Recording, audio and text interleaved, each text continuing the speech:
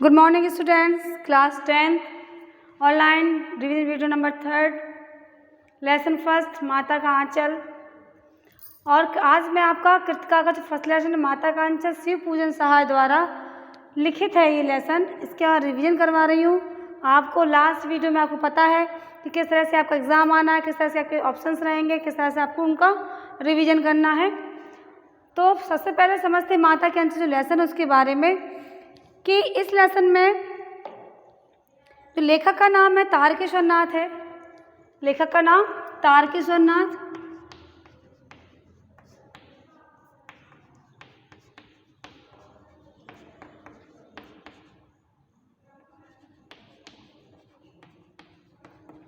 लेकिन बाबूजी तारकेश्वर को क्या कहते हैं नाम उस प्यार से, लेकिन बाबूजी प्यार से तारकेश्वर नाथ को क्या कहते हैं? भोलानाथ।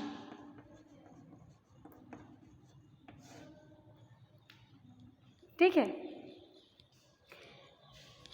प्यार से उसे भोलानाथ कहते हैं। और भोलानाथ का संबंध केवल अपने पिता से खाने पीने या दूध पीने तक का नाता था। सॉरी, माता से। भोलानाथ का माता से सिर्फ कितना नाता था? दूध पीने तक का और खाना खाने तक के। बाकी सारा काम उसके पिता किया करते थे, कि पिता के साथ रहकर बैठक में सोना, प्रातः उठकर भोलानाथ को अपने साथ नहला धुलाकर पूजा करने के लिए बिठाना, संध्या के समय राम नाम लिखना। और कभी कभी बाबूजी और भोलानाथ में कुश्ती भी हो जाया करती थी। जब पिताजी पीठ के बल लेट जाते थे तो भोलानाथ उनकी छाती पर चढ़कर उनकी मूँछों से खेलने लगता था। ठीक है, भोलानाथ के पिताजी उसे अपने हाथ से फूल के जो फूल मतलब एक कटोरा था धातु का, जैसे फूल बने थे, उसमें दूध और भात सान करके उसे खिलाते थे। माँ के साथ भोलानाथ का क्या संबंध था? माँ का भोलानाथ के साथ संबंध केवल जब भोलानाथ का पेट भर जाता था तब उसके बाद ही माँ थाली में दही भात सानती और अलग अलग तोता, मैना, कबूतर, मोर, हंस आदि बनावटी पक्षियों का नाम लेकर के उसे कौर बनाकर खिलाती थी और कहती थी जल्दी खा लो नहीं तो ये पक्षी चढ़ कर जाएंगे, उड़ जाएंगे।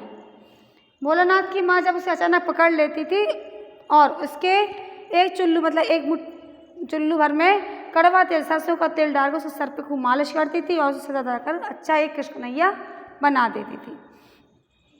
और इस प्रकार से बच्चों की शैतानियाँ भी थी।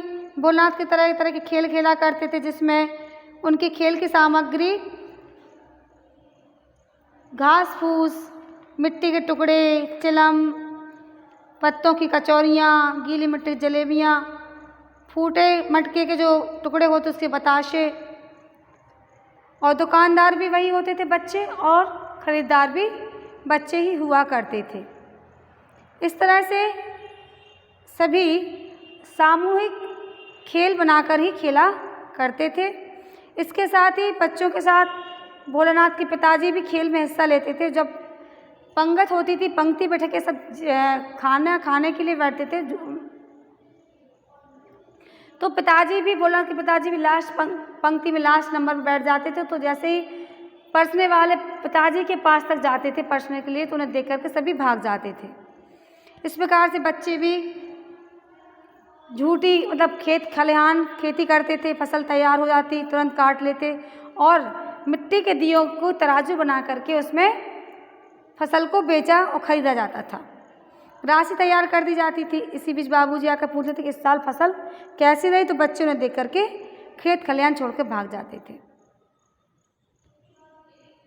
और एक समय की घटना है, इसमें पाठ का नाम माता का आंचल क्यों कहा गया? माता का आंचल पाठ को इसलिए कहा गया है कि बच्चों का पिता के साथ कितना भी गहरा संबंध क्यों ना हो, पिता से कितना भी अधिक प्रेम क्यों ना करते हो, लेकिन जब मुसीबत, विपत्ति और संकट आता है तब बच्चे को सिर्फ माता का साथ अच्छा लगता है। माता के आंचल, माता की छाँव, माता की गोद में ही उसे अपने आप को सुरक्षित महसूस करता है माँ के आंचल में। इस पाठ का मतलब जो माता का आंचल लेसन है, इसका ये तात्पर्य है कि कोई भी बच्चा कितना भी अपने पिता से प्रेम क्यों ना करता हो, उसके साथ पूरा दिन व्यतीत क्यों ना करता हो, लेकिन संकट और विपत्ति का समय आता है तो बच्चा केवल माँ के छाँव में ही रहना पसंद करता है, उसे पिता के साथ बिल्कुल भी अच्छा नहीं लगता है। एक बार की बात है, भोलानाथ टीले पे जाकर चूहों के बिल में पानी उलीचने लगे और जब वे उछलते उलीचते थक गए तब एक बिल में से एक सांप निकलता है, जिसे देखकर सब बच्चे रोते चिल्लाते बेहताशा दौड़ते भागे चले जाते हैं और उनके पैर तलवे कांटों से छलनी हो जाते हैं और दौड़ा हुआ तुरंत भागता हुआ जब घर में आता है भोलानाथ, तो वह पिताजी से टोकते, कहाँ जा रहे हो भोलानाथ, इधर आओ। लेकिन वह पिता की एक भी बात नहीं सुनता है, तुरंत अंदर जाके माँ के आंचल में छिप जाता है। उसकी माँ उसे बहुत समझाती है, उसे देखकर जोर जोर से रोने लगती है और हाथ पैर पुचकार करने पर भी उसके मुंह से ये नहीं कह पाता वो भोलानाथ की माँ, मैं सांप से डर गया हूँ। भोलानाथ को डर से कांपते देख माँ भी जोर से रोने लगी और अपना सारा काम छोड़कर बैठ जाती है। झटपट हल्दी पीसकर भोलानाथ के घाव पर लगाती है। भोलानाथ के मुंह से डर के कारण सांप तक नहीं निकल पाता है। चिंता के मारे भोलानाथ का बुरा हाल था। इसी बीच जब बाबूजी आते हैं और बच्चे को गोद में उठाना चाहते हैं, लेकिन फिर भी वह अपने पिताजी के पास जाना अच्छा नहीं लगता। उसे भोलानाथ को अपनी माँ की गोद में ही रहना अच्छा लगता है और वह कभी भी अपने माता के आंचल को छोड़ना नहीं चाहता है। तो इस कहानी से पूरा ये सार निकल के आता है कि देखिए, माँ का नाता सिर्फ भोलानाथ को दूध पिलाने तक का, खाना खिलाने तक का था, लेकिन इसके बाद भी जब वह सांप से डर जाता है, भोलानाथ किससे डर जाता है? सांप से डर जाता है। यदि हम कहें अजगर से, तो अजगर से नहीं कहा जाए, क्योंकि यहाँ मैन सांप से कहा गया, अजगर भी एक सांप है, लेकिन यहाँ ओनली सांप कहा गया। तो इसलिए संजय पूछा कि भोलानाथ किससे डर गया। क्वेश्चन यदि आपका आता है कि भोलानाथ किससे डर गया, बिच्छू, सांप, अजगर या ये सभी, और कुछ भी ऑप्शंस हो सकता है इसमें, का, खा, गा। तो आपका इसमें आप सोचें कि अजगर भी सांप होता है, तो सांप पे न लगाएं, ये रॉन्ग हो जाएगा, क्योंकि पाठ में सिर्फ कहा गया है कि भोलानाथ किससे डर गया, तो भोलानाथ सांप से डर गया था।